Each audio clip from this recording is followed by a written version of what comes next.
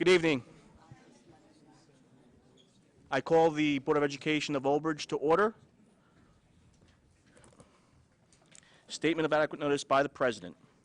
Pursuant to New Jersey Open Public Meetings Act, NJSA 10-4-10, adequate notice of this meeting has been provided by advertising such notice in the Home News Tribune, the Board Office, the schools, and the Cablevision Channel 118 and Verizon Fios Channel 24, and by filing such notice with the Township Clerk. This meeting was scheduled for Wednesday, October 16, 2013. The Board will take formal action on Wednesday, October 16, 2013. The Old Bridge Township Board of Education acknowledges that the law of this state establishes that members of the public, including members of the board, have the right to record public board meetings using audio or video recording devices, provided that that active recording does not interfere with the business of this public board meeting. Therefore, the board makes it known that any such recording is to be considered the private recording of the individual and in no manner represents the official record of this board. The board therefore takes no responsibility for such private recording and completely disavows any future use. Roll call, Mr. Mayor. Roll call, Mr. Mayor. Andriani, Present. Borsili, Colabella, Here, and please excuse me for being late. DePrima, Here. D'Onofrio, Here. Sulikowski, Here. Weber, Dunn. Here. Quorum exists. Thank you, Mr. Mayor.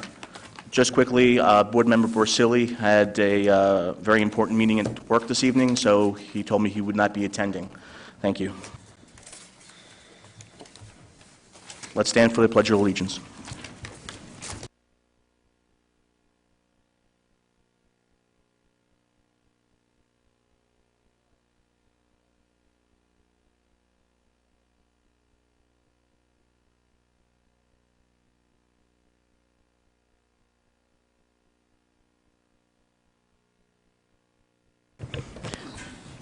Thank you, Mr. Mayor.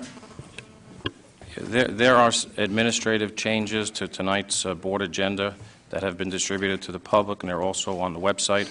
However, I'd just like to point out that Roman numeral sections 8, 9, 10, and 11 have been administratively removed and will be part of the special meeting that has already been publicized for Monday, October 21st. Thank you, Mr. President. Thank you, Mr. Mayor. I need a motion to move the addendum. D'Onofrio make the motion. Thank you, Mr. Calabella. Can I have a second? Andriani. Thank you, Mrs. Andrani. Roll call, Mr. Mayor. Andriani, Yes. Colabella, Yes. DePrima, Yes. D'Onofrio, Yes. Sulikowski, Yes. Dunn. Yes. A motion to approve the amendment, the addendum passes. Thank you, Mr. Mayor. Approval of the minutes. May I have a motion, please? D'Onofrio make that motion, Mr. President. Thank you, Mr. D'Onofrio. Can I have a second? Second. Thank you, Mr. Calabello. Discussion? Concerns? Mr. Mayor, roll call, please. Andriani, Yes. Colabella, Yes. DePrima, Yes. D'Onofrio, Yes. Sulikowski, Yes. Dunn. Yes. Motion passes.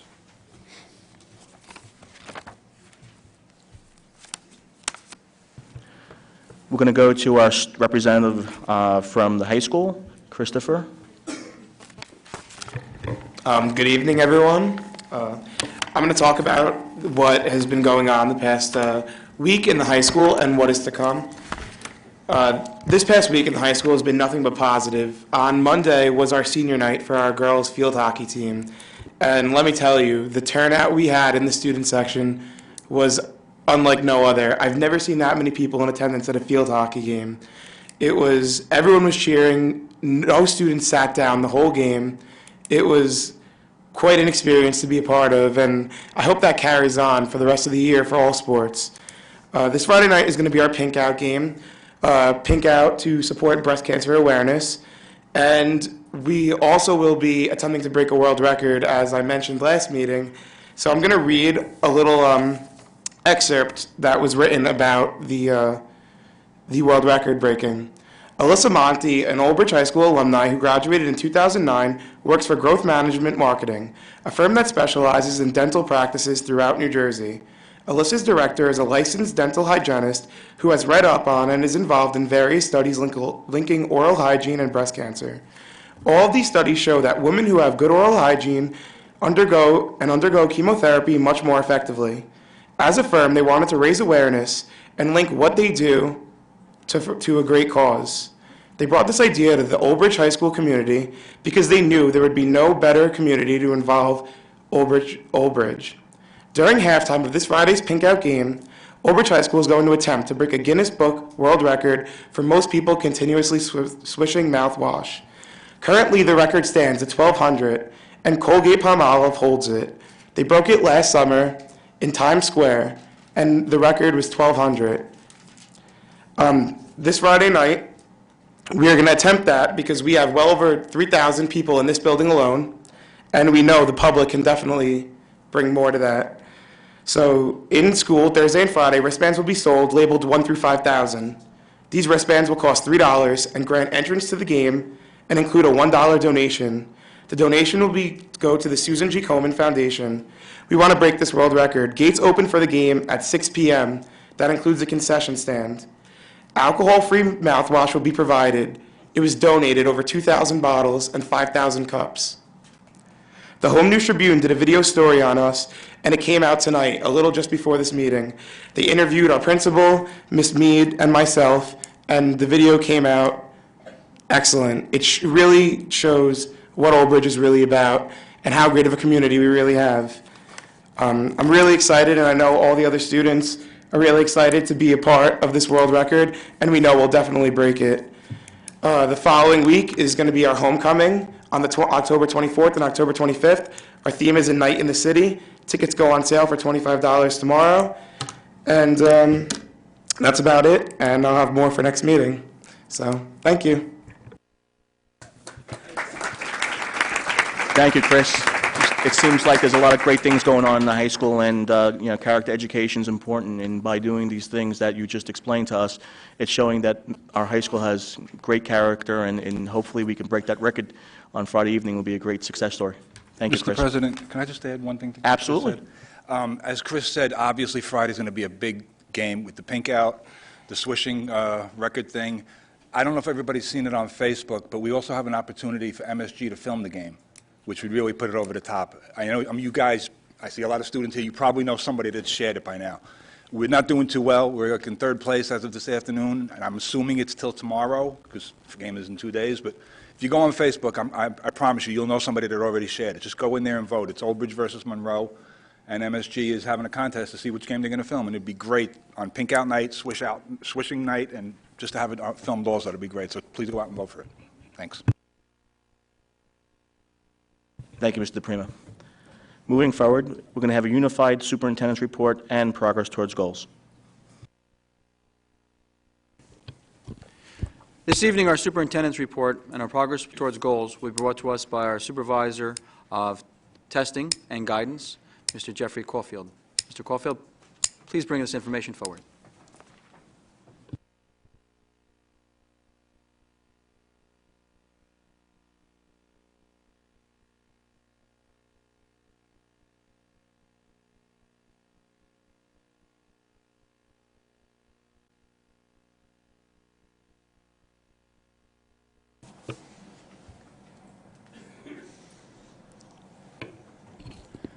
Good evening. Tonight I'll present the annual testing report from our spring 2013 Standardized Test Administration. There are a number of great positives that have been going on in Old Bridge in the area of assessment. I know I was very excited for the analysis paralysis of the data, but do our best to kind of keep it in towards the positive and what's been going on here. Today was the first school-wide administration of the PSATs. It was actually 2,104 students took the PSAT today at Old Bridge High School in grades 9 through 11. grade 9 students take what's called the Ready Step, which is a part of the College Board career and readiness pathway. So they're getting basically a glimpse into what the PSAT is like. The reason it's a different test is the math components, our students would not have even seen those before the administration. So that's why it's the Ready Step, which is a little bit of a modified assessment. The assessment went smooth. And just a few acknowledgments and kind of to talk about the Common Core and the park and where assessment is headed in the state of New Jersey. The College Board has aligned all of their assessments with the Common Core, which 48 states have adopted. So again, ahead of the curve is to expose our students as often as possible to as many of the Common Core and park type assessments as is possible. I just want to thank the Board of Education for last year supporting the new adoption of the PSATs. It's an opportunity for our students to become exposed to the SAT, and also we can have potentially more National Merit Scholars, and the benefits are just really outstanding with everything associated with the PSAT. So again, when you look at a whole child, who is what we are going to assess, and when you look at the data that's going to follow in tonight's presentation, that whole child that we're teaching, you know, the board has adopted the PSAT and the iPad deployment and also all-day K. All of these factors are going to contribute to the growth and improvement that we see in the years to come. So I just want to thank the Board of Education and Mr. Cittadino for their efforts in keeping us ahead of the curve and making sure that all of our assessments are aligned with the Common Core, which we are in the process of adopting. As you'll see with the data that I'm going to present tonight, there's significant growth and improvement across the board in the area of assessment. Specifically, we assess math and English language arts. In both of these areas, there's actually one little glimpse of a need of improvement. And there are a number of factors that contribute to that growth and improvement. First of all, on the data side, all of our teachers receive ISIPs in grades basically 4 through 9. So an individual student improvement plan shows all of the strengths and weaknesses for every student in our district in the areas of math and language arts in their specific clusters. So all of the teachers have all of the data necessary for them to drive the instruction in their classrooms and then improve our test scores and also student learning. The school analysis template, which all of our principals have, is a similar document where our principals can also look at the areas of math and language arts and identify specific areas of strength and weakness for them to focus on from year to year. The NJ Ask results unfortunately come in a little bit late, so with kind of the hustle of the first weeks of school, we receive the NJ Ask data, and the principals are working to get their staff ready to use that data to drive their instruction throughout the school year. This week we received the writing handbook and responses, so all of our literacy teachers throughout the district will receive the writing samples that the students actually submitted to the state and were scored, and the grading of those writing samples. They take those and they can look at from the year past. They can look at the students they had last year, and they can also look at their present students and see every one of their specific strengths and weaknesses in the areas of writing. Optimal testing conditions, it's kind of my theme of looking to improve test data and also student learning.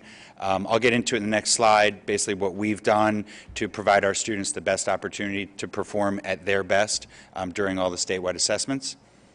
And then lastly, just the PSAT, College Board, and the Common Core and Park. There's so many changes going on at the state level that the entire district leadership team is working to implement in the Old Bridge Public Schools, whether it's SGOs and evaluation systems. So the one thing that's going to end up being kind of the standard measurement is going to be the Park and the Common Core, and it's something that we have an experienced leadership team here, and we're going to be well prepared for the Park and the transition to the Common Core. They're all aligned and linked, and again, it's going to be an interesting journey into this process of the Park, which we will administer next fall, and again, looking to just give our kids as much exposure to that Common Core and Park assessment as possible. Now, in the area of optimal testing conditions, especially for our middle schools, because of the size of the schools, it's better for our students if they test in 1 week. So on the left side, you see the statewide assessment schedule, and the state gives us 3 weeks to test, grades 7 and 8 in week 1, 5 and 6 in week 2, and 3 and 4 in week 3. What that would do is it creates all of our buildings in the elementary and in the middle schools to test our students over 2 weeks. For example, the first week would be grades 7 and 8, and grade 6 would be waiting while they're going through their NJ-ASC assessment to take the assessment the next week. What we've done, we've applied to the state and been approved. We take those assessments, and now we're having the whole building test in 1 week. So basically, Salker-Sandburg, in the second week of testing, will assess the entire building. So they go into testing mode. Every student is coming prepared to test, all the teachers are coming prepared to test, and it's providing optimal conditions for our students to perform at their best. And then just worthy of note is, last year we did apply and we were approved for weeks 1 and 2. So now we were approved for weeks 2 and 3, which actually gives our teachers an extra week of instruction before the NJ-ASC assessments will be administered.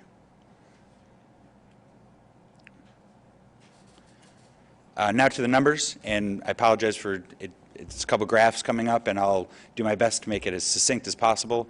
All the data that I'm going to show you is compared to the FG, which is our socioeconomic classification. So again, you have to compare apples to apples when you're looking at the areas of assessment. We get our data compares us to the FG, and it also compares us to the state. We far outperform the state, so the most accurate comparison for us is to compare us to the FG. I'll go in order from the grades. Start with grade 3. Grade 3 is the first time that our students are assessed, and all students in the state of New Jersey. Our students, as you can see here, 1 is partially proficient. The left graph, the middle graph is the proficient data, and the graph, or the bars on the right, are the advanced proficient. You can see that our grade 3 students in the area of mathematics are competitive with the FG. You see we actually have a few, like a percentage higher in the area of partially proficient, and then we're actually just comparable among the areas of the assessment. Same holds true in the area of language arts for grade 3. Basically, we're just comparable with the FG. Again, all of our students in the whole state, it's the first time that they're ever having to write to be graded by someone that they've never seen before. It's a good experience. Now, when you look at grade 4 is when we start to outperform. And I think this is kind of exhibiting what we're doing in the area of assessment at our elementary schools. Now you can see in the area of math, we want our bar to be lower than the FG in the area of partially proficient. We have less partially proficient students than when compared to the FG. And then again, in the area of advanced proficient, we also outperform the FG. And I attribute this mostly at this level of education to the ISIPs. Our teachers are first getting their hands on the data from the previous year, and that's where, and thanks to Dr. Tom Ferry, who's the one who created the ISIPs and started this program with the ISIPs before I got here. It shows what the data can do when our teachers have that, and they can use it in their classrooms to differentiate instruction and also to improve their instruction for specific students. Grade 4 English Language Arts, interesting that it's the same theme. Again, the English teachers are getting the same strengths and weaknesses in those ISIPs. So the improvement from grade 3 to grade 4 is similar to what would be in the area of math. Our teachers now have additional data for their students, and they can target their instruction, and you can see the improvement in the graphs. Grade 5 Math, again, we outperform the FG in the area of partially proficient. And then the skewed results in the area of advanced proficient is actually why it appears we have more proficient students. And again, I'm kind of going to, when we get to grade 6 math, I can explain a little why that area are in need of improvement. And then again, grade 5 English Language Arts, we're outperforming the FG significantly. We almost have half as many partially proficient students, and we have more advanced proficient students in the area of grade 5 English Language Arts. I was actually going to come up here, I'm going to sneeze and pretend like I just skipped this slide. This is an example of where we are in need of improvement. Grade 6 math, there is something that caused us to have more partially proficient students and less advanced proficient students when compared to the FG. That's why you can't just look at the data on its own. You have to have something to compare it to. So there was something in our grade 6 math curriculum that was missing. And it was actually the area of, because it's cluster data, so there's 5 mathematics clusters, and it was the area of geometry. It happens to be at the end of the year, and the teachers didn't get through the full units before we assessed on the NJ Ask. And this is something where it's an anomaly in the curriculum, where working with Mr. Rezis, Mr. Manzoli, and also Dr. Ferrara to adjust that curriculum to ensure that our students are going to get all of the information that they're tested on, especially in the area of mathematics, where if you've never seen the geometric figures or whatever it may be that you're being assessed on, you don't really stand a very good chance, as you can see here. The good news is it's not the 6th grade students who were outperformed. You can see in the area of English language arts, they were competitive with the FG, so it's not an anomaly of the grade level, it's more of the curriculum and just something that was administered too late, which we can easily adjust and are in the process of doing so. Grade 7 math, again, we get back onto that outperforming the FG in the area of grade 7 math. Same in English language arts. We have many fewer partially proficient students when compared to the FG. Same thing, same theory goes for grade 8 math. Again, we have less partially proficient students, and we're competitive with the FG in the area of advanced proficient. Same in the area of language arts in grade 8. I have a little, I guess, preference towards the high school. My office is here in the high school. I taught in the high school. And when you're going to look to basically assess the district and where we are and how our students are performing, the grade 11 HESPA test is the culmination of 12 years of education. The reason why it's also a more significant assessment is it's a graduation requirement. So our students are taking the HESPA in order to receive their high school diploma. They have 3 chances to take it. So if they do not demonstrate proficiency their junior year, they're assessed again in October, and then they could possibly be assessed again the following March. So it's not just a one shot and done, and now the test matters. So when you look at our high school data, the grade 11 math section, we far outperform the FG in the area of partially proficient. It's not half, but we're almost a third less partially proficient grade 11 juniors. And when you look at the area of advanced proficient in math, we far outperform the FG in mathematics as well. There are a number of factors with this. I would say it's a credit to the positive atmosphere in the school that was started by Mr. Cittadino 2 years ago and followed by Mr. Sasso last year and this year. The climate in the building, the excellent staff that we have, and again, basically district-wide, preparing our students for this test. And the second to last and my favorite slide of the evening, in the area of grade 11 English language arts, we actually only had 2 general education students not demonstrate proficiency on the English language arts portion of the HESPA. That is a direct credit to our English department here at the high school. They're exceptional, and it was something like 99.4% of our students passed English language arts. A credit to our English teachers. They were lined up outside my office when they knew I received the data, looking to scour through and see which one of their students and how they performed. And it was impressive. And again, we outperform the FG in the area of advanced proficient for language arts. Sorry to kind of go quickly through those slides, but the theme is the same. We outperform the FG, which is exceptional. All of our teachers district-wide in the programs that we have instituted with support of the Board of Education are certainly working. Lastly, next steps.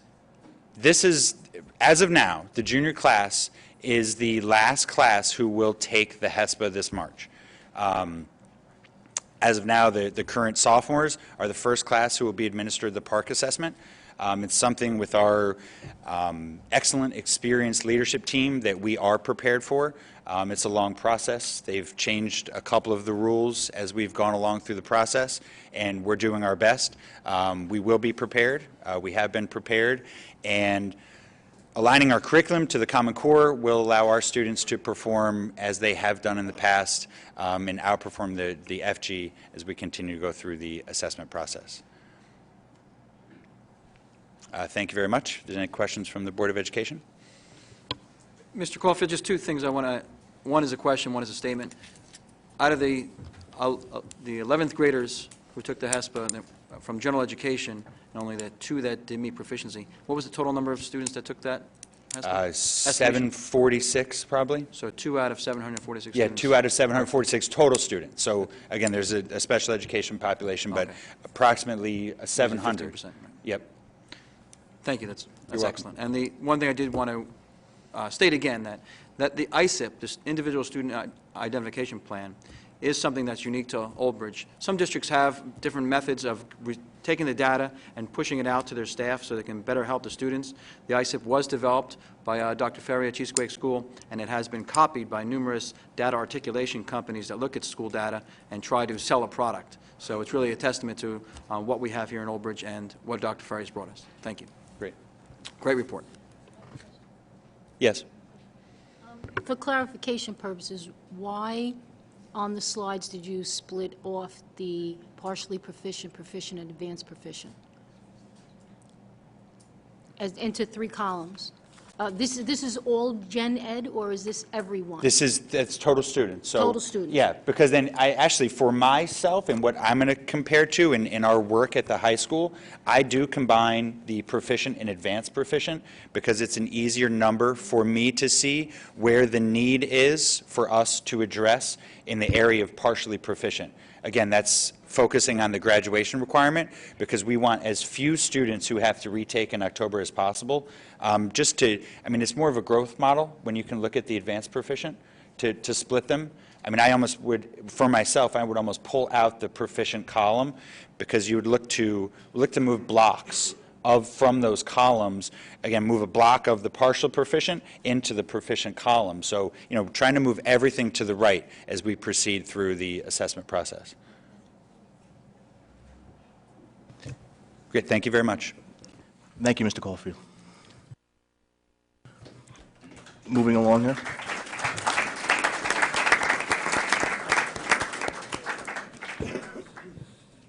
Mr. Sedino, correspondence? I have no correspondence tonight, but Mr. Mara, do you have any? No, I do not. Thank you. Any special committee reports from the members of the board? Real quick, Mr. President, last meeting I mentioned about possibly doing some kind of ribbon cutting or dedication of the concession stand. We kind of scrapped that plan. Took a couple of opinions, and there's so much going on that night. It's homecoming game. It's the last home game, regular season home game of the season. It's senior night. It's the announcement of homecoming king and queen. It just didn't seem like it was needed at this point. The stand's been open and kind of scrapped the plan. Thank you. Thank you, Mr. DePrimer. I think that, Rubber King ceremony would have been very helpful to recognize the facility, but understood. Thank you. Any other committee reports? Yes, we had a committee meeting this past week on policy, and we went over tutoring services, inter-district public school choice, assignment of pupils, assignment of external distributors, pupil smoking in the buildings, smoking in school and building grounds, school district provided technology devices to staff members, and school district provided technology devices to pupils. Certification of tenure charges, suspension upon certification of tenure charges, teaching staff member tenure, acquisitions, tenure upon transfer of promotion, tenure upon transfer of underperforming school, employee contracts, and harassment, intimidation, and bullying, which is a long one. It's about thick as a book now. And this is what we went over. And we also set up 2 new policies, which I will be talking about next meeting. Thank you. Mr. Solokowski, we had mentioned that the board would like the policy committee to continue to look at memorials within their schools, and also with the fact of the election of the president? Is that something that's on the This forefront? will be on the agenda for the next meeting. Very well. Thank you, Mr. Solikowski. Anyone else? Well, just one of the items that from that meeting we came away with, and everyone had kind of agreed, and something we'll look forward to put on there again, is the food allergy policy. If we remember, we had a student from Memorial School last year who passed away from food allergy. His first name was Adrian. So we're looking to keep that policy number still in effect, but name the policy after him. And the rationale for that is, as we train as educators and staff members, you know, I think it's important sometimes to put a name to something. Otherwise, we go through the training thinking, well, this is just another training, but when we remember all the times from years from now that we lost one of our own due to a food allergy, it reminds us how severe it is and why it's so serious that we do go through the measures that we do. And it's, I think, a fitting tribute to that child and the family that lost a first grader so young. Thank you. Thank you, Mr. Saladino. Moving forward, I'm going to open the floor to the hearing of residents on the agenda items only. What's meant by agenda items only, anything that's appearing in the agenda this evening can be discussed. So I'm going to open the floor. I see that I have a lot of baseball players here this evening, along with their parents. This will be the time to discuss issues that you may have. Just raise your hand or come to the microphone. Gentleman there.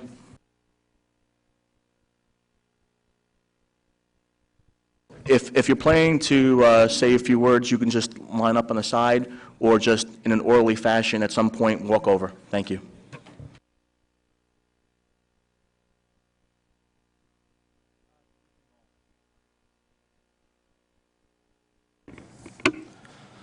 Good evening, all.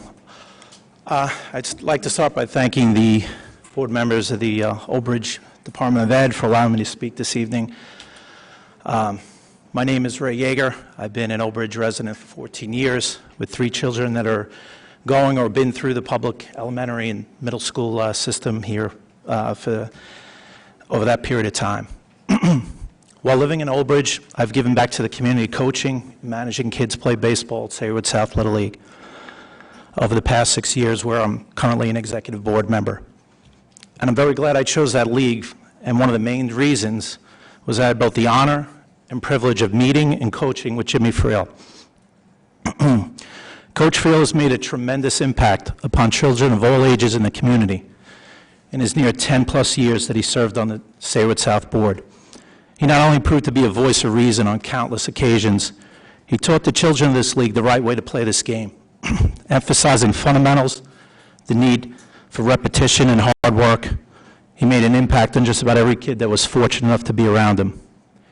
Jimmy ran camps for 5 different age groups in his time there, coached champion USABL travel teams, some of which are sitting in the crowd this evening, winning district teams, also sitting in the crowd this evening, and eventually a Legion team for young upcoming high school freshmen over the summer, and eventually an assistant coach of the varsity this past spring, where he was held in the highest regard by both his peers and players he coached. While he was in the Little League, understand that most people dedicate their spare time as volunteers to spend extra time with their children, with their free hours from work. There's others that choose to do so because they have a true passion for the sport and something to impart to these kids. And that's exactly what Jimmy has done over half his life, dating back to his days coaching the Linden High School baseball team, St. Pat's, and Elizabeth High School for nearly 10 years. Jimmy can be seen most often on any given day at the fields of Sandburg, Lombardi, or Saywood South, or wherever you can really find a patch of grass and some dirt, teaching the kids the fundamentals, with the difference being the child he's working with is probably not his own. In fact, if you catch him at home, he's probably in a hitting cage in his yard that he set up, helping any kid locally who wants Coach Friel to work with him. There are countless examples of Jimmy working with a kid's swing, developing and improving their fielding skills or pitching mechanics, while dissecting their drills in a way that a kid anywhere from ages 5 through 16 can relate to. I personally played this game against elevated competition before a shoulder injury derailed a D1 scholarship, and I can tell you that I've never, ever been around anyone who teaches the game at the level he does. Jimmy simplifies and breaks down a game in a way that is unquestionably the right way for anyone to learn how to play it. Every kid that has played under his tutelage understands that attaining a position on the field or team is based on merit only, with the best player for a position and a team afforded that opportunity. He is far too passionate for this sport to allow any prejudice to enter his mind in choosing a team or in playing an opponent, regardless if he's a fan of yours personally or not. Although I cannot comment on another coach or candidate's credentials without having been around them, I cannot possibly entertain the thought of someone having better qualifications than this man.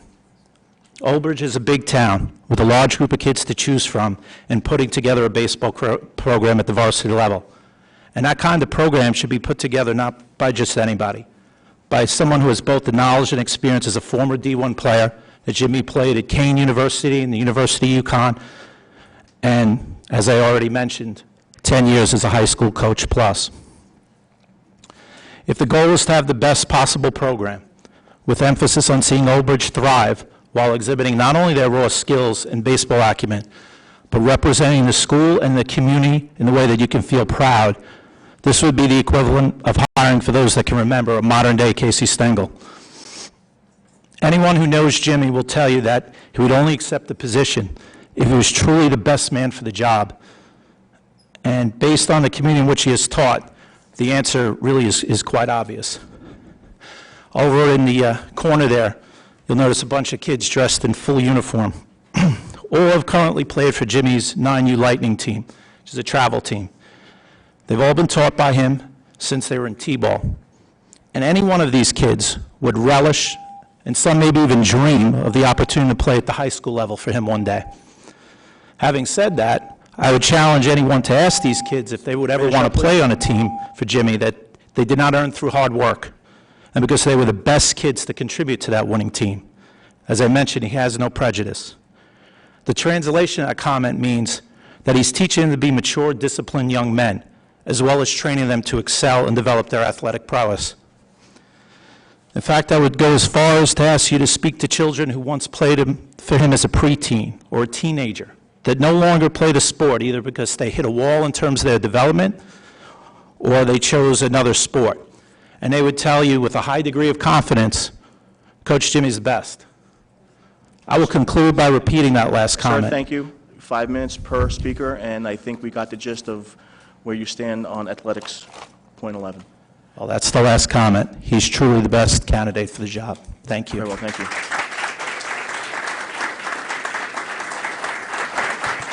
I would just like to reiterate to everyone that you have a maximum of 5 minutes, and when the alarm sounds, that means your time has expired. So let's please stay within the realm. I don't want to try to interrupt you, but I will, because we have to keep it to 5 minutes.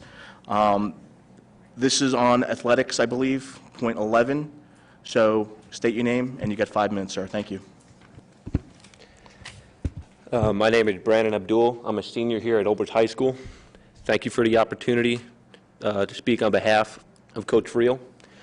I would like to first ask, what does it take to be a baseball coach? It takes commitment, organization, a standard of excellence, a deep knowledge of baseball, a desire to win, passion, and a desire to build a program for long-lasting success. Before Coach Friel became part of the baseball program at Old Bridge High School, the program was extremely disorganized. We never had a daily routine. We set goals but never achieved them. Players weren't as motivated as they should be. There was a lack of communication with the players and parents. Simply put, the baseball team was dysfunctional. It was hard for the players to unite. We weren't a team, and we underachieved. All of this has had a negative effect on the popularity of the baseball team. Thankfully, all that ended when Coach Friel came along. Coach Friel took control of the team and the season. He's starting to turn this program around, and I can see the success and progress he's made. Ever since he started coaching for us, pitchers began to have their daily routines. Our workouts and training has become more intense. We became well organized. Players started to get along with each other more. And most importantly, we became a team. Over the past 3 years of my baseball career here at Old Bridge High School, I have seen a dramatic change since Coach Friel became our coach. He is one of the smartest, passionate coaches I know. I can say that because I have had the privilege of being coached by former Major League Baseball players, scouts, and college players. I know what a true baseball coach is, and if I had to choose one man who would be successful coaching the Knights without any hesitation, it would be Coach Friel. Not only is it my desire for Coach Friel to be the head varsity coach of the Old Bridge Knights, he is the only coach I want to play for in my senior year. I stand here to persuade all of you that in the last 3 years, the only coach who has demonstrated the ability to bring a winning tradition to the Old Bridge baseball program and for the years to come is Coach Friel.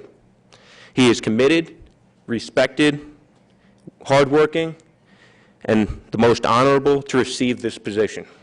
Thank you for the opportunity to express my support for Coach Friel.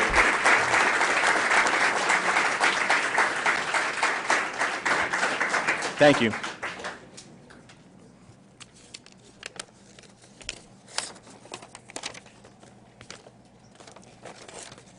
Good evening. My name is Fred Cole. I'm the former head baseball coach at Old Bridge High School and at Madison Central High School in the old days. It's very nice to be here in Old Bridge again. Had great memories here and great associations as both coach and teacher. I coached 35 years here in the District 21 as the head coach and taught 39 years here as an elementary school phys ed teacher. Proud to say 35 years at Carpenter Elementary School. I realize that you have a huge decision that's going to be made by your board and help to be made by the community, which is a great thing, to see you come out and voice your opinions. And I have spoken this week at length to both Coach Rocky Knowles on the phone and Jim Friel on the phone. And after speaking to them for over an hour each, I came to two conclusions. That I'm probably the only guy in Central Jersey who actually coached against both of them and know them on that level, and that I thought my best role tonight after speaking to them was to come here and delineate their qualifications, both of them, as a coach. If Coach Knowles or Coach Friel asked me to come and speak about them without the other being part of the equation, I'd be more than happy to recommend either of them to you as a community and to you as a Board of Education. This decision is important because the head baseball coaching job is a complex and difficult job, and it takes someone who's going to be very committed to it. I would like to say specifically to the baseball players here, all of whom I've coached in one way or another, either in private lessons, on a baseball warehouse fall team, or in our winter training last year, that one way or another, men, you're going to have a competent coach who's going to coach you in the first Friday in March. And whoever that coach is, whether it's the coach you want or the coach that you wish it had been the other guy, you're going to have to play for them. You're going to have to come out ready to play. You may have to prepare yourselves on your own. This decision may take a long time, and I've come specifically to say to you, make yourselves ready, coalesce as a group, and get yourselves ready to play. That's an important thing for you to hear. I'm going to now talk about each coach and what I know about them in a very positive way because they both have positive things. I hope you guys will listen to me carefully. Coach Knowles was the pitching coach and assistant coach for some very strong Cedar Ridge teams in the late 80s and early 90s. Cedar Ridge had a championship caliber team. They won the Middlesex County Finals in 1987, and they lost to us, Madison Central, in 1989 in a game where two teams from Old Bridge played in the county finals. We won. Sorry, Rocky. Coach was a pitching coach. Cedar Ridge was known for their pitchers. Their pitchers threw with control. They had great breaking stuff. They were very competitive. They were very well coached, and they knew what they were doing. Coach has also coached, been the head basketball coach here, and he was a volleyball coach, and he coached basketball in the Toms River South High School. He also was the fall coach, one of the lead fall coaches for Coach Kenny Frank at Toms River South High School. And if you're around Coach Frank, a guy who won 600 games, you know what you're doing. And I've lost track of Coach Knowles as a baseball coach since the 90s, but if he's been involved with Toms River South, he knows what he's doing. Coach Friel has a baseball pedigree. I've known him since he was a third-team All-State player in 1992, his senior year at Elizabeth High School. He played for one of my lifelong friends, Ray Korn, coincidentally, another 600-game winning coach of an elite program at Elizabeth High School. Am I done, guys? 1 minute? Coach is a phenomenal coach. I've coached next to him in private lessons. I've seen him coach in games, and he can coach. He is an outstanding clinician as a hitting coach and a pitching coach. He can coach, and he can coach this particular team. That's an important thing to say when a community is making a decision. If I could read what a program needs, I'll do this as quickly as I can, then maybe the community and the board can make a more informed decision. To be a head coach at a baseball program as big as this one, you need to know and love the game. You need to develop a continuity of program and make a commitment for at least 4 years to see your freshman class come to fruition as seniors. You have to know the community, and you must network with all the Little Leagues, no small task in a big town like this with so many Little Leagues. You have to college network, you have to call, email, write letters for your guys, and apparently you guys have a lot of guys who are going to go to college and be baseball players. You need someone who's going to do that. There's a million things that go on with this job. Both of these guys are qualified. I'm happy that the community's come out in such strength and is going to make a decision based on what you hear tonight. My professional opinion is both of these guys are qualified. You guys be ready to play for them. Let the community make their decision. It's great that you come out. If we come out and support Nick LaVecchia and the football team on Friday night, that's going to even be better. Thank you very much. Thank you.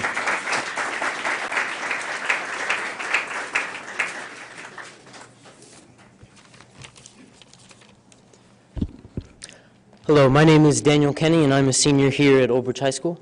Thank you for allowing me to speak. I stand before the Board of Education today out of respect for and in praise of Coach Jimmy Friel, who has been my baseball coach for about 4 years now.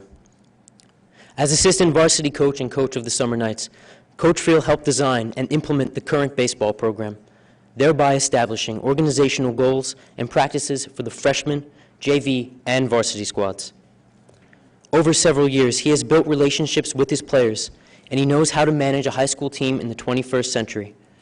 The game has changed, but Coach Friel has consistently adapted by implementing new fielding and hitting drills, as well as new workout routines for pitchers, to ensure player safety and improve fundamentals throughout the Old Bridge baseball program. But as head varsity coach, Coach Friel would not have to adapt to an entirely new system and group of players. He has already been transitioned into the Knights program over several years, and he already has crucial knowledge of competition in the Greater Middlesex Conference.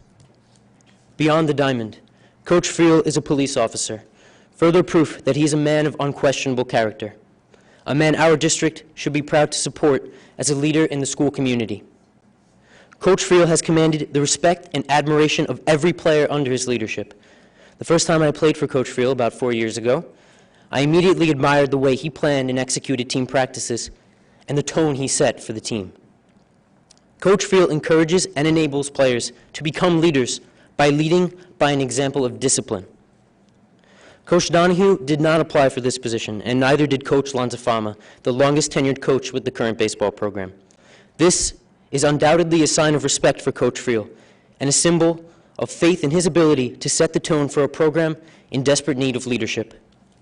I speak for the players when I say that we need a head coach with the necessary experience to manage a 21st century high school baseball program, absolute dedication to the advancement of our program for years to come, and establish respect among players and within the community. Jimmy Friel is that head coach, and he is that man. Thank you.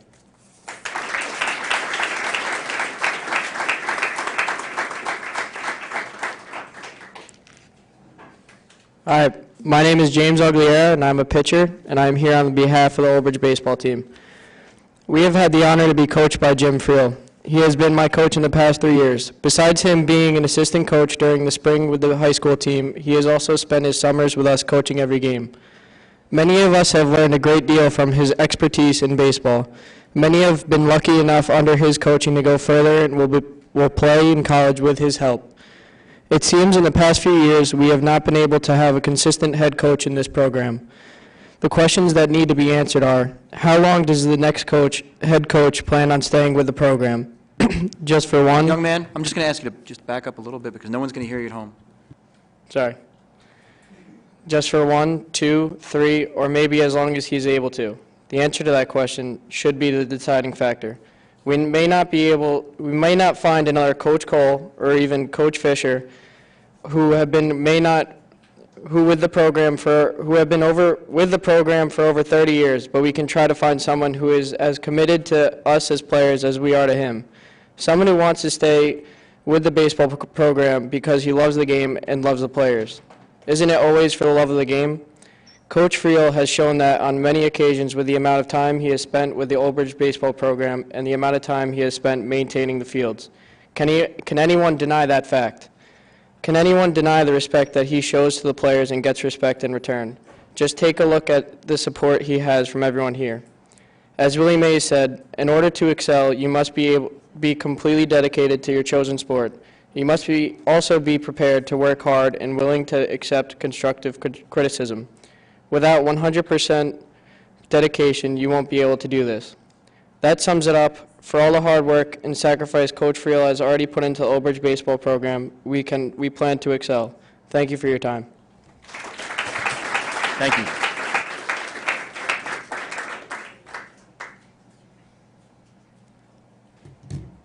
Hello, everyone. My name is Eugene Quirk, and I would like to thank the board for your time. First, I would like to say I'm a catcher for the baseball team, and I believe that is one of the most important positions in a baseball team. And over the past 4 years of playing for this program, I felt that I haven't gotten much work in at practices, and I wasn't an important part of our practices. And until this past season, with Jimmy as our head coach, I felt like a part of the practices.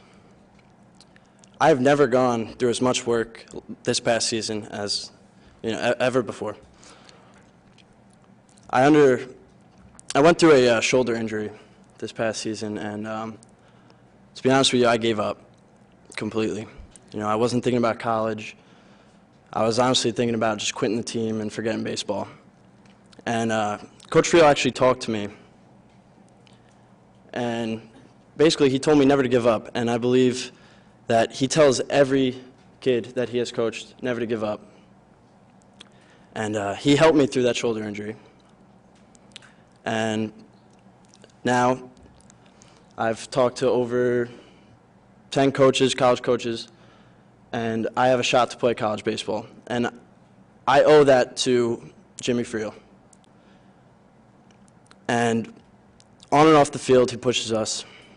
And I believe he is the best role model for any of us players. Thank you.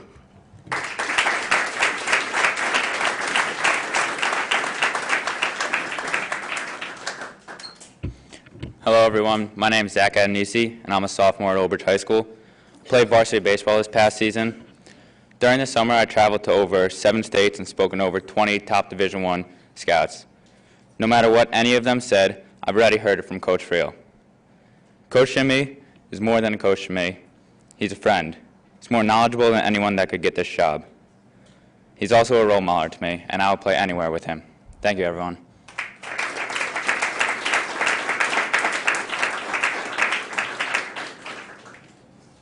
Frank Santoro, Old Bridge resident.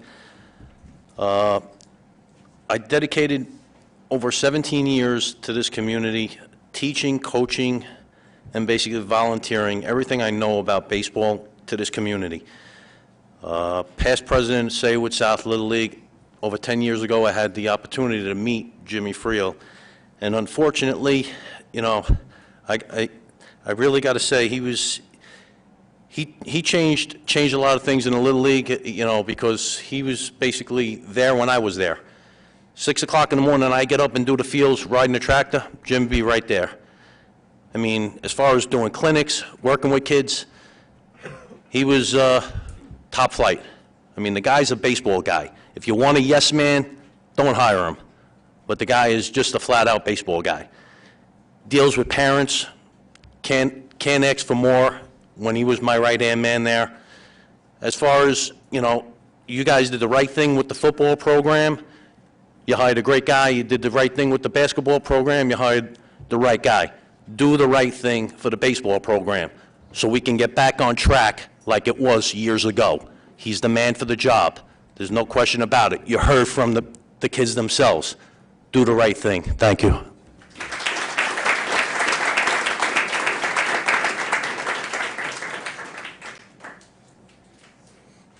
Good evening, everybody. My name's Tony Tenuselli.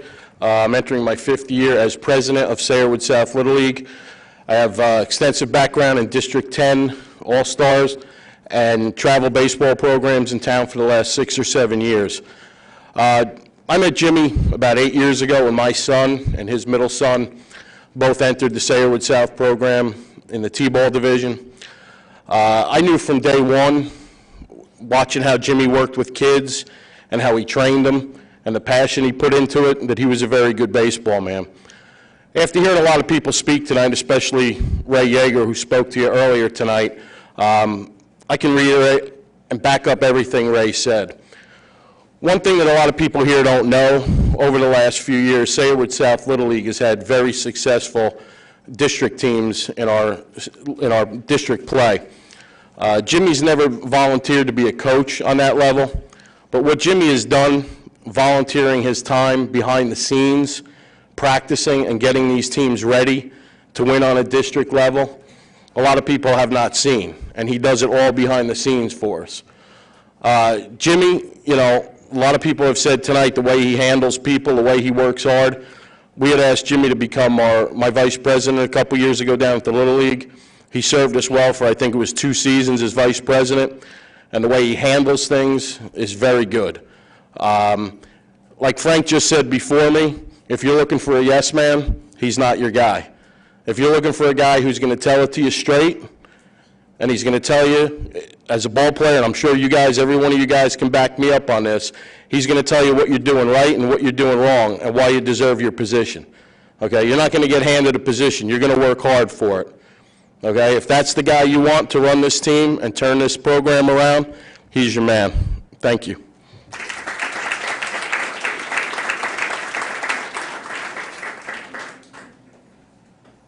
Hello, everybody. My name is Frank DeQuinto. I've been involved in Old Bridge baseball now close to 20 years. As far as what we can add, what was said about him, I don't need to go on that, but 2 points I'd like to bring out about Jimmy that I don't know if anybody knows. He is what you call a player's coach, and that means that these kids will do anything for him to get better, not only on the field, but off the field. And when you relate that to the education here, Old Bridge has a great principal. I know these kids from talking to them how much they love their principal. And I can't say it any better than you see the reflection of these kids in school, what they want to do to get better here, to make their principal look good for everybody. Well, the baseball kids feel the same way when they get in front of Jimmy. They want to do better. Another thing that I could say that may have not been touched on with Jimmy, because he's been involved in the community, he knows all the kids that play baseball in this area. Not only at Sayrwood South, he's been involved with All-Stars, tournaments, districts. He sees these kids on the field, which is important, but he also sees them off the field. His kids, different levels. He's got a junior in high school, he's got an 8th grader, and he's got a 5th grader. He has seen kids at every level playing baseball, and again, not only on the field, he sees them off the field, he sees what kind of lessons they are, and I know he could dedicate more time to these kids that he see maybe going in the wrong direction and bring them back home. And that's the kind of person he is. There's been so many good things said about him that, you know, we could go on, and the line could be out the window. But there's one thing I do want to disagree. Old Bridge has had winning programs here. 3 years ago, the baseball team won the GMCs, and that was a great honor for this school. It was a great honor for the kids. And I know there's so much talent in this district, in Old Bridge, that the baseball program, under the right leadership, could be competitive from here on out. And I think Jimmy Friel is the right guy, and that's no slight to the other coach, Noel, who's looking to get the job. I just can speak on Jimmy's behalf because I've known him for many, many years, and I know what he could bring to the table. Thank you very much.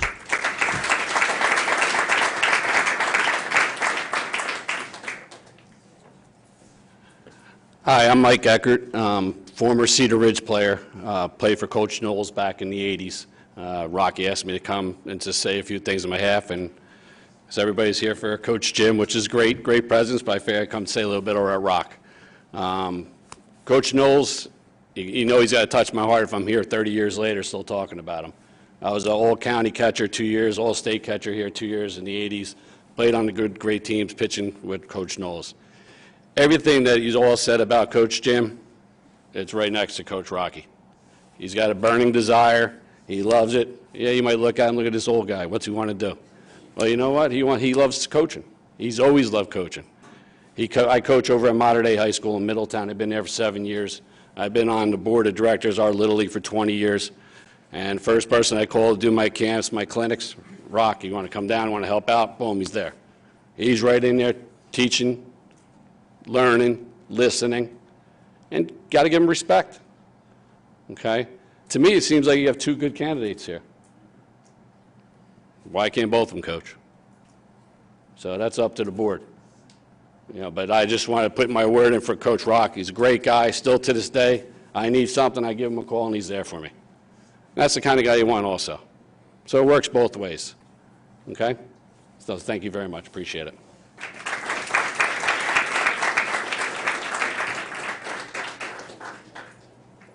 Any other agenda items only? Anyone else would like to speak? Mr. Dunn, if I may, just want to touch on one subject that one of the students here didn't fail to bring up, which I think is important, which everyone needs to know, the public as well, the type of character that we're talking about here. I had the privilege of coaching with Friel for the past 4 years as a volunteer for the fall and winter programs. And I want to share a story with you that I'm probably going to embarrass this young man, but it's a story that should be told so the public knows what type of individual we're dealing with here.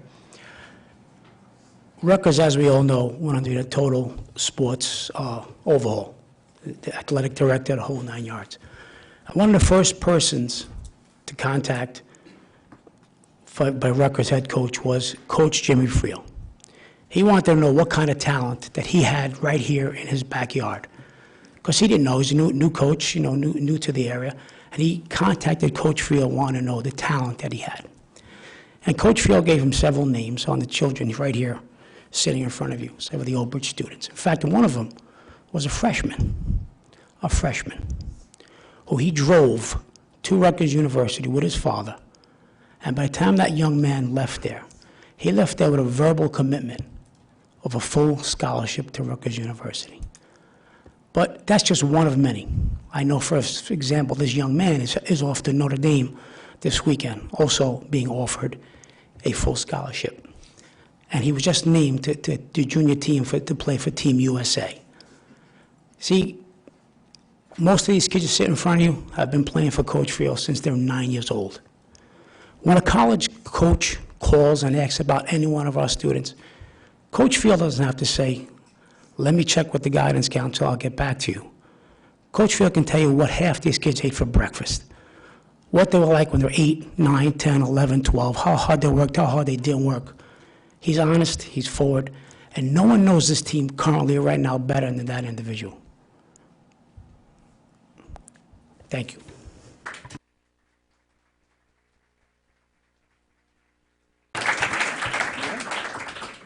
Anyone else hearing your residents on agenda items only? I saw a few hands. Ms. Mongan? No, it's open to the entire agenda. You are a Yankee fan, so if you want to talk about it. Thank you. I am a Yankee fan, but since the Yankees aren't in it, I'm rooting for the Dodgers. Go Dodgers. Now for something completely different. My question, I have 3 questions. One on the addendum on miscellaneous number 4. Could someone please explain what the memorandum of understanding is about? Mr. Mara?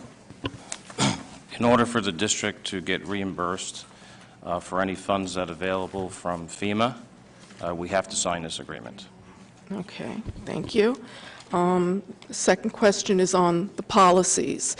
On page 5, there are a great many number of policies, and I just wanted to know, is it the policy of the board not to distribute copies of them any longer? Because there are a lot. They've always been distributed to the public to review, and this is first reading, so you'd have time to, if you had any questions. It's very difficult to go over them all online, and I just want to know, do you have to request them, or are they, they're not going to be distributed to the public any longer? They're on the website, and they're certainly available for anyone to request them. But in this particular case, it would have been over 1,000 pages. So they are on the website to review. If anyone wants to do an Oprah request, they can request them, and we will. There are turn them around 1,000 immediately. pages of policy? Yes. If I were to make copies for everybody here in the audience, it would be over 1,000 pages. Okay, then, I'll come into the office and look at them. And then my third question is on page 19, the appointment of a new broker of record mid-year. I know that at the April agenda, there was a broker of record appointed, and the broker gets their fee by payment of the premiums, and the policies were renewed for this year, and they got their fee. So my question is, it's just an operational question. You can change broker anytime you want. Will this new broker be getting a fee for this 6 months to answer any questions? Say there's a claim that happens over the winter, but the old broker was the one that really got the fee for the year. So that's my question. There is no fee from January 1st to June 30th. Okay, so And they do- will represent us entirely. Okay, thank you very much. Thank you, Ms. Monken. Anyone else? Hearing or residence? Agenda items only. Going once, going twice. I'm closing this portion of the meeting.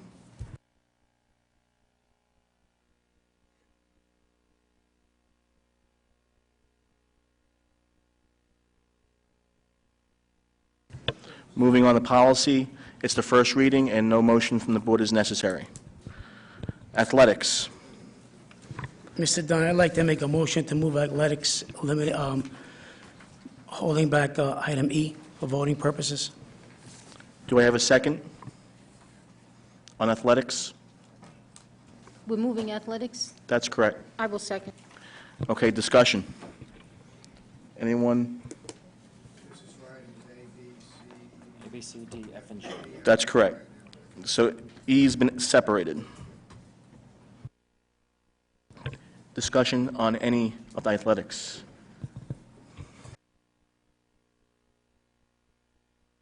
Going once? Going twice? Okay. Roll call, Mr. Mayor. That's going to be A, B, C, D, F, and G. Andriani, Yes. Colabella, Yes. DePrima, Yes. D'Onofrio, Yes. Solikowski, Yes. Weber, Yes. Dunn. Yes. Motion's mentions passed.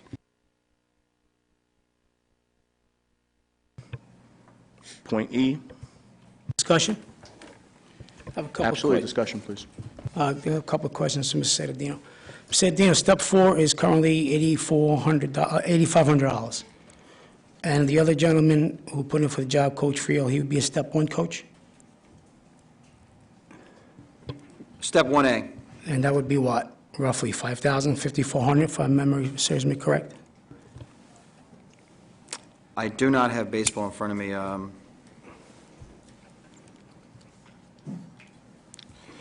If I'm looking at the other 1A coaches, it's 3,400. 3,400, so it's, okay. No more further discussion. difference. I have a question for administration and possibly the attorney. I remember years ago when there was we were attempting to hire someone outside the district. Is there a legal requirement for us to follow, and if so, could you please explain it? Well, I can explain it, but in the absence of having an attorney here, I'll let an attorney explain it. Thank you. Under the PERC Act, the superintendent has the duty to recommend the best qualified candidate. In the first instance, that is the best qualified internal candidate who is fully certified for the position. And it's my understanding that the person listed under item E is that person. Now, the board has a duty to vote their conscience. The board should carefully consider the superintendent's recommendation and vote whichever way the board determines is best. If you believe this candidate is the best candidate for the job, vote for. If you do not, you can vote against. Is there a potential issue for litigation if we don't follow the PERC process? There's the potential for litigation with everything. Well, this is true. All right. Is there the I probability? hate to give you a lawyer answer. Is there the probability of, well, you can't answer that. Yeah. As long as the board votes for a non-arbitrary, capricious, or unreasonable reason, should be fine. Finish, Mr. Weber?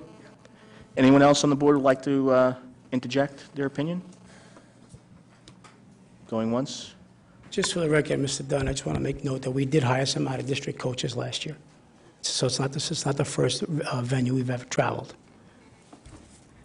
And look at the results for Mr. Borriello brought to the lacrosse team, state championship. Thank you, Mr. D'Onofrio. Since no one else wants to speak, I'll say a few words quickly. I just want to commend the baseball players, the young men who feel that they're endorsing a different candidate. It takes a lot of ambition. It takes a lot of character to come up here and speak your mind. And as a board member here in Old Bridge, I respect your opinion. And basically, it's your coach, and it's someone who you have to play for. And for the 5 individuals who came up here and spoke very articulately, they spoke very frankly, I appreciate that. That enlightens the board on what the team is feeling and individuals. So thank you. Anyone else? Going once? Going twice? Mr. Mara, roll call on point E. D'Onofrio? No. Sulikowski? No. Weber? Yes. Andriani? No. Colabella? No. DePrima? No. Dunn? No. Motion fails. And Mr. Attorney, how do we go forward by giving these children the coach that they want? We'll handle that at the next meeting. Mr. The Citadino procedure? now has to go through the candidates and make another recommendation. Gotcha. Thank you. Moving forward. Curriculum, items 1 through 6. Can I have a motion, please? Andriani will, Thank you, Ms. Colabella will Andriani. second. A second. Thank you, Mr. Colabella. Discussion on curriculum. Mr. Mara, roll call, please. Colabella? Yes. DePrima? Yes. D'Onofrio? Yes. Sulikowski? Weber? Yes. Andriani? yes. Dunn? Yes. Motion's pass. Finance, I'd like to have a motion, please. Items 1 through 13. Moved. Thank you, Mr. Calabello. Can I have a second, please, on finance? D'Onofrio, second that, Mr. President. Thank you, Mr. D'Onofrio. Discussion on finance. Any issues? Mr. Mara, roll call, please. Colabella? Yes. DePrima? Yes. D'Onofrio? Sulikowski? Yes. Weber? Yes. Andriani? Dunn? Yes. Motion's pass. Non-certificated personnel, office. May I have a motion, please? Item 1. Andriani will move. Thank you, Mrs. Andriani. May I have a second, please? D'Onofrio, second, Mr. President. Thank you, Mr. D'Onofrio. Discussion? Roll call, Mr. Mara. DePrima? Yes. D'Onofrio? Yes. Sulikowski? Yes. Weber? Yes. Andriani? Yes. Colabella? Yes. Dunn? Yes. Motion passes. Non-certificated personnel, other. Items 1 through 9. May I have a motion, please? I'll make that motion. Thank you, Mr. Colabella. Second, please. D'Onofrio, second, Mr. President. Thank you, Mr. D'Onofrio. Discussion. Roll call, Mr. Mara. D'Onofrio? Yes. Sulikowski? Yes. Weber? Andriani? Yes. Colabella? Yes. DePrima? Yes. Dunn? Yes. Motion's pass. Moving forward, certificated personnel, items 1 through 18, with the addendum number 8. May I have a motion, please? D'Onofrio would like to make that motion, Mr. President. Thank you, Mr. D'Onofrio. Second, please. Second. Thank you, sir. Anybody else work up here? Discussion. Mr. Mara, vote, please. Solikowski, Yes. Weber, Yes. Andriani, Yes. Colabella, Yes. DePrima, Yes. D'Onofrio. Yes. Dunn. Yes. Motion's passed. Non-certificated personnel transportation, items 1 and 2. May I have a motion, please? Moved. Thank you, sir. Second? All right, change the name, I'll second. Thank you, Mr. DePrima. Discussion? Roll call, Mr. Mara. Solikowski, Yes. Weber, Yes. Andriani, Yes. Colabella, Yes. DePrima, D'Onofrio. Yes. Dunn. Yes. Motion's passed. Supplies, equipment, and services, item 1, roll call. I apologize. May I have a motion, please? Andriani will move. Thank you, Mrs. Andriani. May I have a second? Okay, me. Second. Thank you, Mr. DePrima. Roll call, Mr. Mara. Weber, Yes. Andriani, Yes. Colabella, Yes. DePrima, Yes. D'Onofrio. Yes. Solikowski, Yes. Dunn. Yes. Motion passes. Transportation, items 1 through 6. May I have a motion, please? D'Onofrio Yeah, I'll make that move it. motion? Thank you, gentlemen. May I have a second? I guess I'll second it. Freddie moved it. Thank you, Mr. D'Onofrio. Discussion? Roll call on transportation, Mr. Mara. Andriani, Yes. Colabella, Yes. DePrima, Yes. D'Onofrio, Yes. Solikowski, Yes. Weber, Yes. Dunn. Yes. Motion's passed.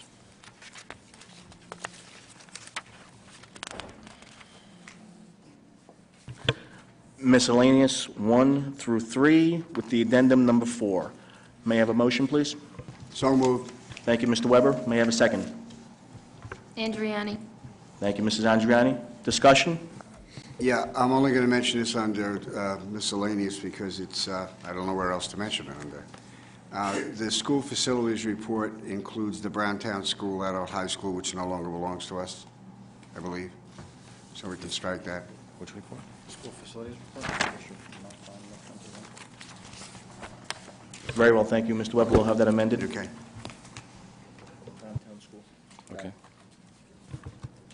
Any other discussion?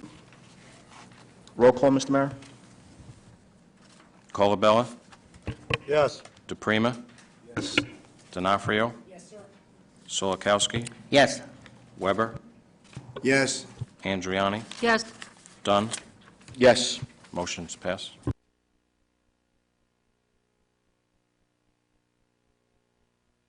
Board Secretary and Board Business, item 1.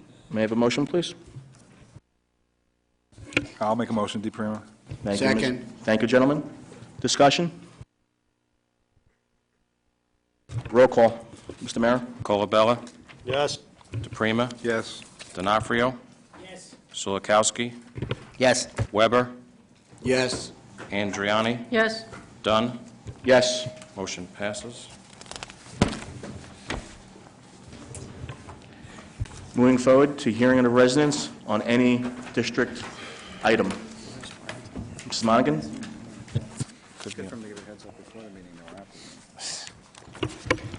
I just wanted to recognize the efforts of Donna Kibler and administration for a wonderfully run program last evening, the Parent University. The turnout was excellent, and I know how much hard work goes into that. It's an excellent program. I wish there was a program like that when my children were attending the schools, and I just wanted to recognize the effort and the hard work put into it. Thank you. Thank you, Ms. Mongan. Anyone else? Mr. Joslin?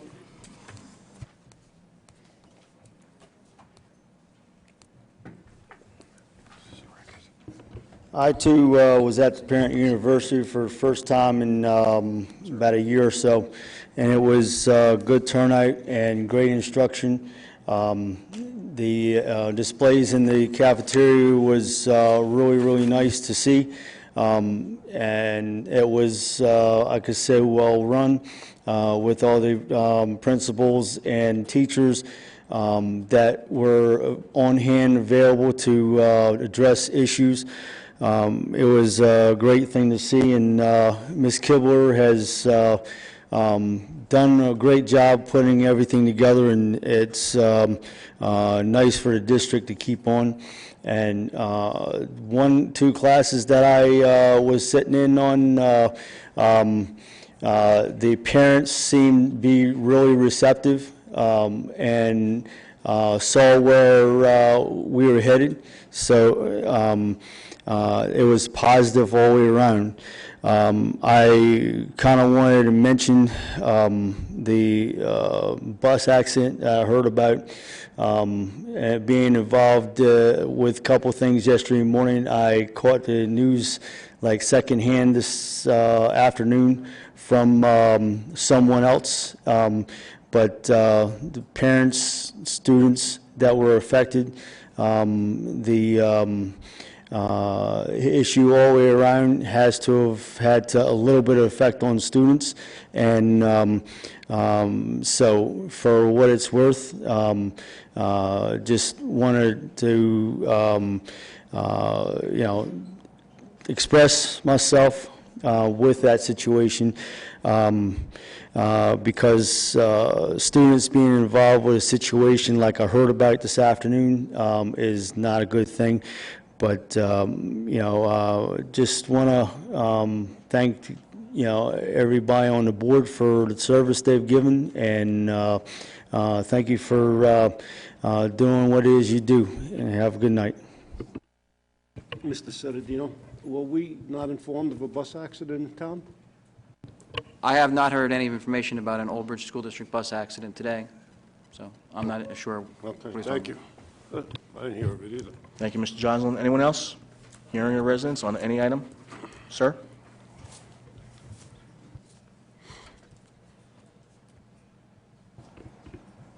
Hello, Mike Mazur. I just also want to say thank you for the Parent University. It was another great year of sessions. Always glad to participate in that. It's always a great event. Also just came from the FBLA induction ceremony. Another great thing that's being offered by the school. Great to see the number of kids that were in attendance there and part of that program. My oldest daughter was part of it. Now my middle daughter is going into it. So a lot of great programs. And then as far as the baseball thing, that's first I heard of it was when I came here tonight. But I think it was good to see the public come out as a group, express their opinion. And I'm not sure if the decision was made before they showed up or not, but it was good to feel like the public had some input into what's going on, and to have the board listen to that and recognize that. And I'd like to just say that I know it takes a lot for them to come up here and say that, so it was great that they did that. And that was all. Thank you, Mr. Mazur. Anyone else? Going once, going twice. I'm going to close this portion of the meeting, and we're going to move forward to the good of the order. Do I have a volunteer to start first? Mrs. Andriani? I'll go first. I want to thank all of the baseball players. All those young men were so articulate, but I am such a non-technical person, and they are all digital natives. And to see two of the boys have their notes instead of having it on a piece of paper, that they were looking at their phone, is just beyond anything that I would even think to do. So that's one thing. Mr. Mazur, I want to thank you for coming and saying positive things. It's always nice when there's a parent that comes and says, yes, we're doing something good. So thank you very much. I have a question about facilities use. My understanding was we had dropped down to 9 o'clock from 10, yet I see some, not dances or not school uses, but I see some other uses that are going into 9:30. So I just wanted to make sure that my understanding was cutting them off at 9 o'clock. So, yes, 9 o'clock? We don't know. It depends on the facility which we're talking. Old Bridge High School, obviously, and is different from the elementary school, so No. we could discuss The which... GNC is listed as a 9:30 end date for a few things. So I just wanted to double check on that.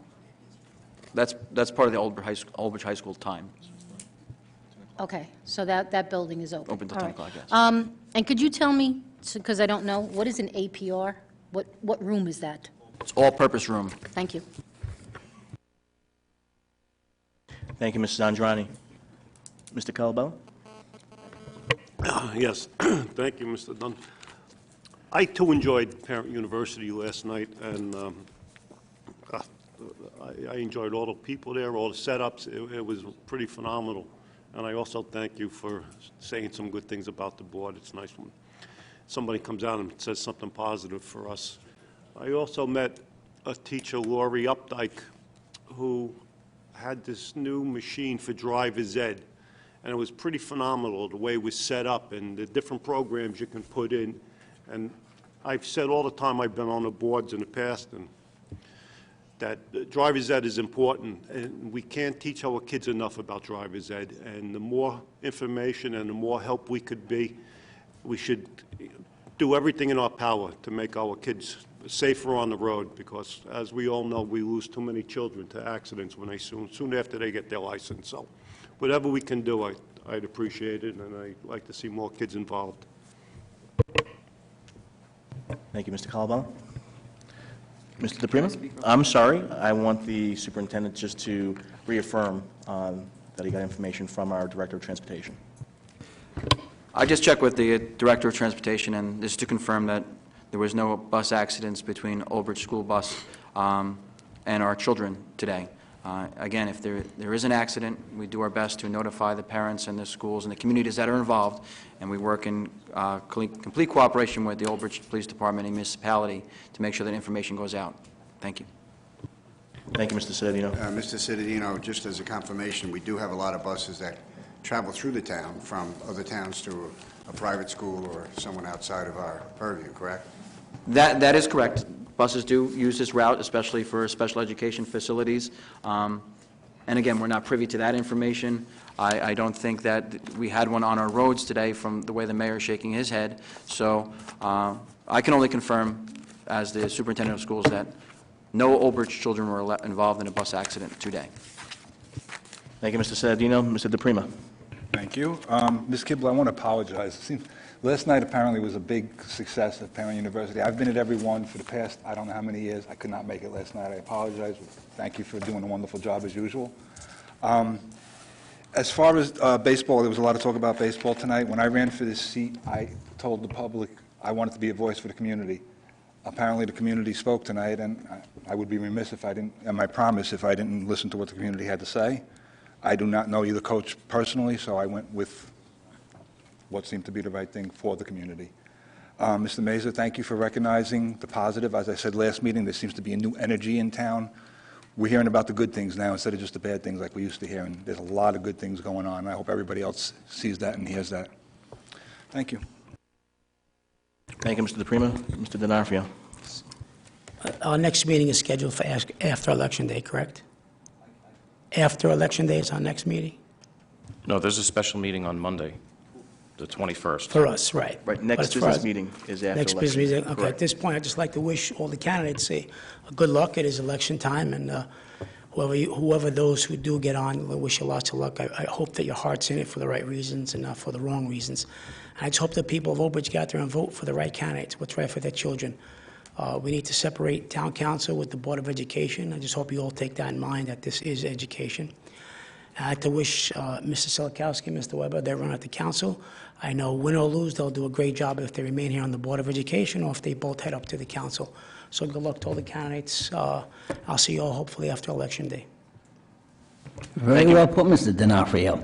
Yeah, I would like to echo Donna's good of the order, and I would like to thank all the students that came out in support of the baseball coach. They changed my mind. They influenced me on this one because the community spoke, and this is why I voted. Thank you.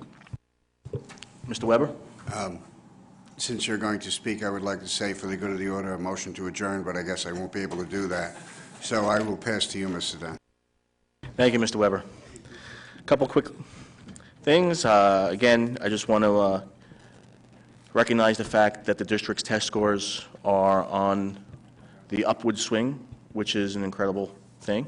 It's very important that we continue the movement upward, and I see that our initiative of implementing a new math program about 3 years ago has played into those numbers, and you can see that the elementary schools, their numbers on NJASC have improved immensely. There's a lot more advanced proficient ratings than we've had in the past, and that's attributed to, I'm sure, to Math in Focus, and that's a good thing. And we want to continue striving to make sure that our kids have the finest education, and I'm hoping that new programs and new initiatives that this board and future boards put forward will make those test scores better. So that's our job as board members, is to make sure that our test scores continually to grow and our kids get the finest education, and that's our commitment. Number two, I just want to sincerely thank the fire officials in all 3 fire districts, actually 4 fire districts, for performing Fire Safety Week in the district. The fire officials visited all the schools. They presented fire safety. They taught the children different aspects of dealing with fires in their homes. And it's a very worthwhile program because it teaches the children at a very young age on how to deal with a very serious situation when there's a fire in their home. And it pays dividends. As a fireman in this town, I see that, and I see how the kids react, and it's very refreshing. And there's been times where kids have been adversely affected by fires in the community, and the Old Bridge community has come out in a very positive and helpful way. And I just want to thank everyone for recognizing that. So I want to recognize Thomas Garrity, Thomas Hart, and Frank Giaclone for being fire officials in this district and caring so much for our children and going and spending the times in the schools. Other than that, thank you. And I'm going to ask for a motion to adjourn. Motion to adjourn. I'm sorry, Mr. Weber. I was just reminded to make an announcement about the special meeting on Monday, the 21st, at 8 p.m. here in the studio. We will be selecting a replacement Board of Education member at that time, and we'll take it from there. Is it 8 or 7? 8. It's 8 o'clock. 8 p.m. That's correct, and we're going to have interviews at 6 p.m. as a committee whole. Thank you. May I have a motion to adjourn? Motion to adjourn. Motion? Second?